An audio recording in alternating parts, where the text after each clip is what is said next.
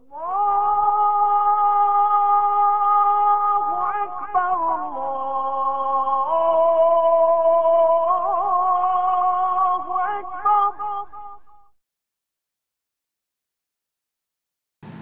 منورہ کی عظمت پر کچھ عرض کرنے کی کوشش کر رہا ہوں۔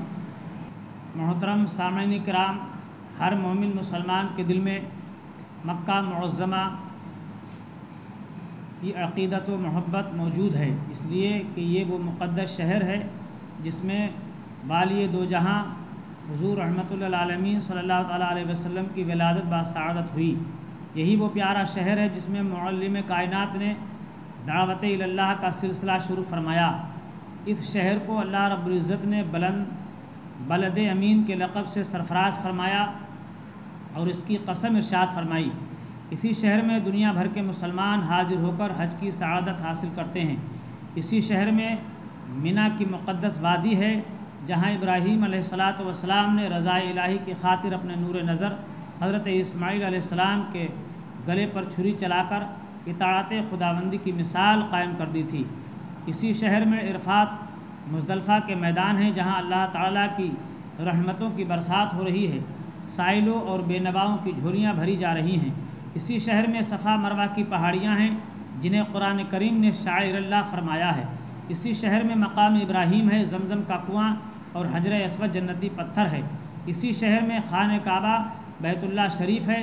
مکہ معظمہ زاد اللہ شرفیہ بڑی عظمت والا شہر ہے، مگر شہر مدینہ کی شان ہی نرالی ہے۔ مکہ میں چومنے کو حجر اسود ہے، مدینہ میں چومنے کے لیے سنہری جالی ہے۔ مکہ میں جلال ہے، مدینہ میں جمال ہے۔ مکہ میں بیت اللہ ہے، مدینہ میں حبیب اللہ ہے۔ مکہ میں کعبہ ہے، مدینہ میں کعبے کا کعبہ ہے۔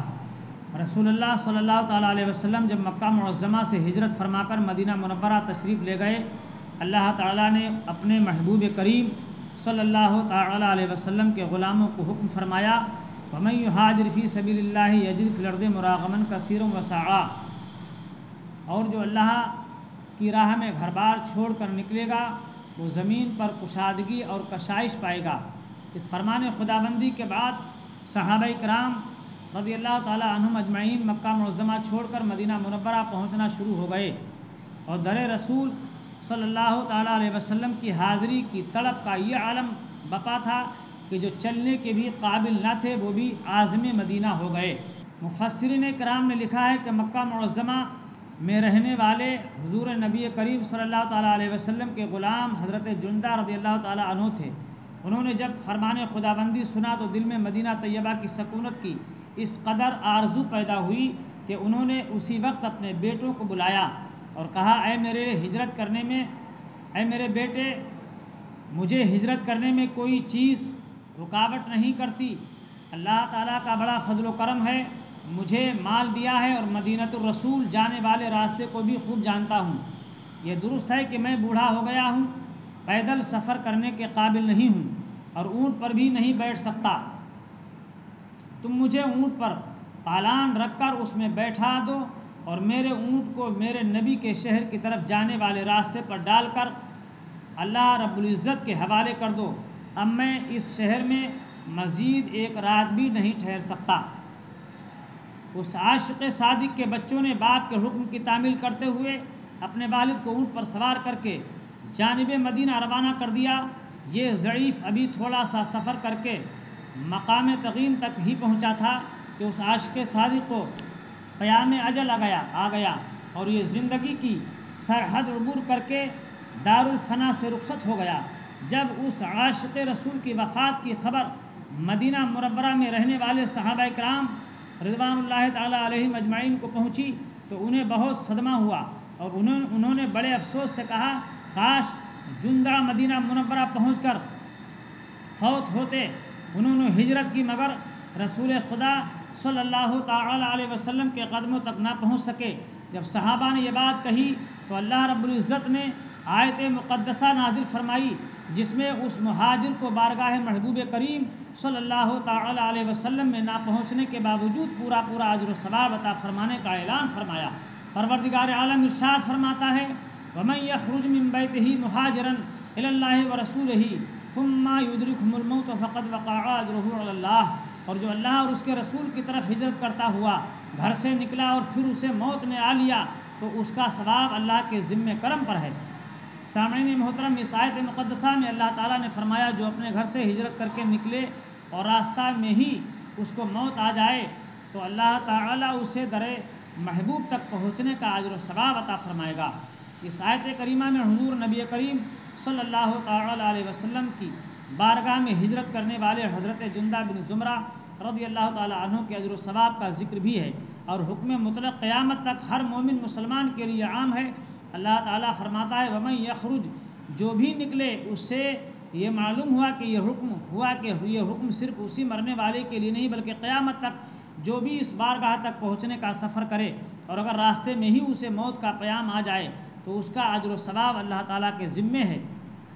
یخرج مضارع کا صیغہ ہے جو حال اور مستقبل کے زمانے پر دلالت کرتا ہے۔ اگر یہ حکم صرف اسی صحابی کے لیے ہوتا تو الفاظ یوں ہوتے ومن خرج من بیتہ، جو اپنے گھر سے نکلا۔ سامعین محترم، بارگاہ محبوب صلی اللہ تعالیٰ علیہ وسلم کی بارگاہ کی حاضری کی اس سے بڑھ کر کیا عظمت ہو سکتی ہے کہ اس محبوب کریم علیہ الصلاۃ والتسلیم کے قدموں کی حاضری کے لیے صدیق اکبر رضی اللہ تعالیٰ عنہ نے ہجرت کی، عمر فاروق اعظم رضی اللہ تعالیٰ عنہ نے ہجرت کی، عثمان غنی ذو النورین رضی اللہ تعالیٰ عنہ نے ہجرت کی، مولا علی مشکل کشا رضی اللہ تعالیٰ عنہ نے ہجرت کی، بلال حبشی رضی اللہ تعالیٰ عنہ نے مکہ چھوڑا، صحابہ کرام نے مکہ میں اپنی جائیدادیں چھوڑی، عزیز و اقارب کو چھوڑا، رشتہ داروں کو چھوڑا، بچوں کی جدائی برداشت کی اور محبوب دو جہاں صلی اللہ تعالیٰ علیہ وسلم کے مقدس شہر میں سکونت اختیار کی۔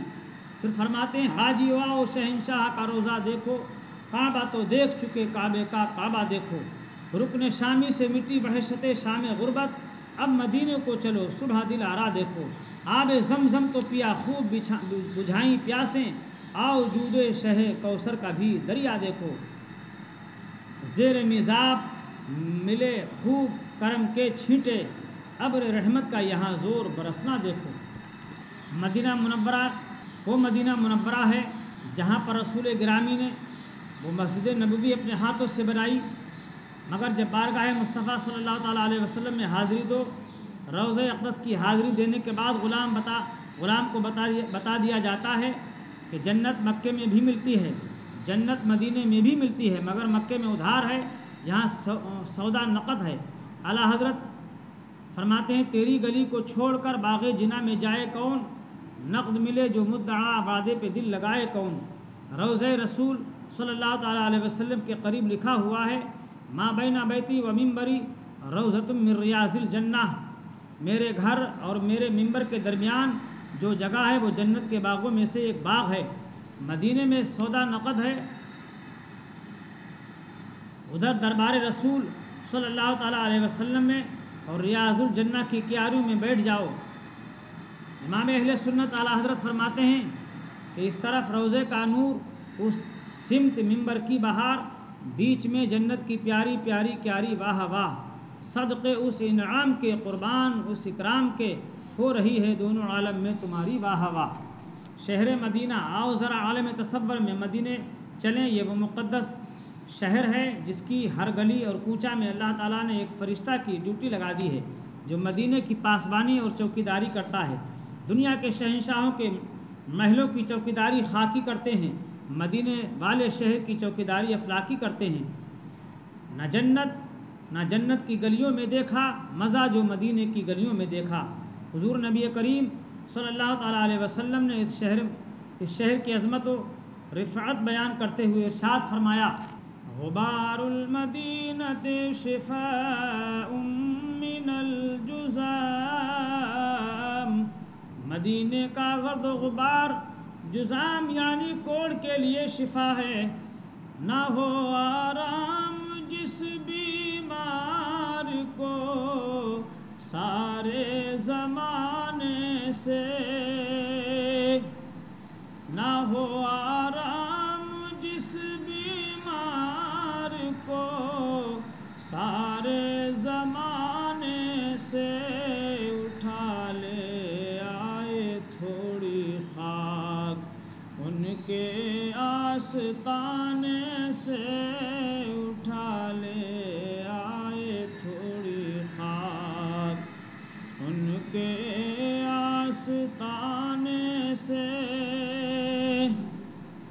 نصیب فرمانے رسول اللہ صلی اللہ تعالیٰ علیہ وسلم کے پیش نظر سیدنا فاروق اعظم رضی اللہ تعالیٰ عنہ فرماتے ہیں، اے اللہ مجھے اپنے راہ میں شہادت کی موت عطا فرما اور میری موت اپنے رسول کے شہر میں مقرر فرما۔ سیدنا امام مالک رحمۃ اللہ علیہ کو مدینہ منورہ کی پاک بستی سے اس قدر از عقیدت و محبت تھی کہ کبھی یہاں سے باہر جانا پسند نہ کرتے تھے، کہیں ایسا نہ ہو کہ مدینہ شریف سے باہر جاؤں اور مجھے وہیں موت آ جائے اور میں دیار محبوب میں دفن ہونے کی سعادت سے محروم رہ جاؤں۔ آپ نے ساری عمر میں صرف ایک مرتبہ حج فرض ادا کرنے کے لیے مکہ شریف کا سفر کیا تھا، باقی ساری عمر مدینہ میں گزاری، وہیں فوت ہوئے اور وہیں دفن ہوئے۔ مدینہ منورہ زمین کا وہ ٹکڑا ہے جو محبوب کبریا نبی کریم صلی اللہ تعالیٰ علیہ وسلم کو محبوب ہے، جس کے گرد و غبار میں شفا ہے، جہاں مرنے والا شفاعت مصطفیٰ کا حقدار ہے۔ حضور اکرم صلی اللہ تعالیٰ علیہ وسلم کے چچا حضرت امیر حمزہ رضی اللہ تعالیٰ عنہ کا مزار بھی یہیں ہے۔ یہیں جنت البقیع کا قبرستان ہے، جس میں نبی اکرم صلی اللہ تعالیٰ علیہ وسلم کے چچا حضرت عباس بن عبد المطلب، سیدۃ النساء حضرت فاطمہ زہرا رضی اللہ تعالیٰ عنہا، امام المسلمین حضرت امام حسن مجتبی، حضرت امام زین العابدین، حضرت امام محمد باقر، حضرت امام جعفر صادق رضی اللہ تعالیٰ عنہم اجمعین آرام فرما ہیں۔ اسی قبرستان میں حضور اکرم صلی اللہ تعالیٰ علیہ وسلم کی 3 صاحبزادیاں حضرت زینب، حضرت رقیہ، حضرت ام کلثوم رضی اللہ تعالیٰ عنہم اجمعین مکہ مزارات ہیں۔ حضور اکرم صلی اللہ تعالیٰ علیہ وسلم کے ازواج مطہرات اور آپ کے بیٹے حضرت ابراہیم بھی اسی قبرستان میں مدفون ہیں۔ آپ کی پھوپھی حضرت صفیہ بھی یہیں دفن ہیں۔ سیدنا عثمان غنی ذو النورین رضی اللہ تعالیٰ عنہ بھی یہیں دفن ہیں۔ حضرت حلیمہ سعدیہ رضی اللہ تعالیٰ عنہا کی قبر انور بھی جنت البقیع میں ہے۔ بڑے بڑے جلیل القدر صحابہ امت کے اولیاء اس قبرستان میں دفن ہیں۔ اللہ تعالیٰ بقیع شریف کی حاضری نصیب فرمائے۔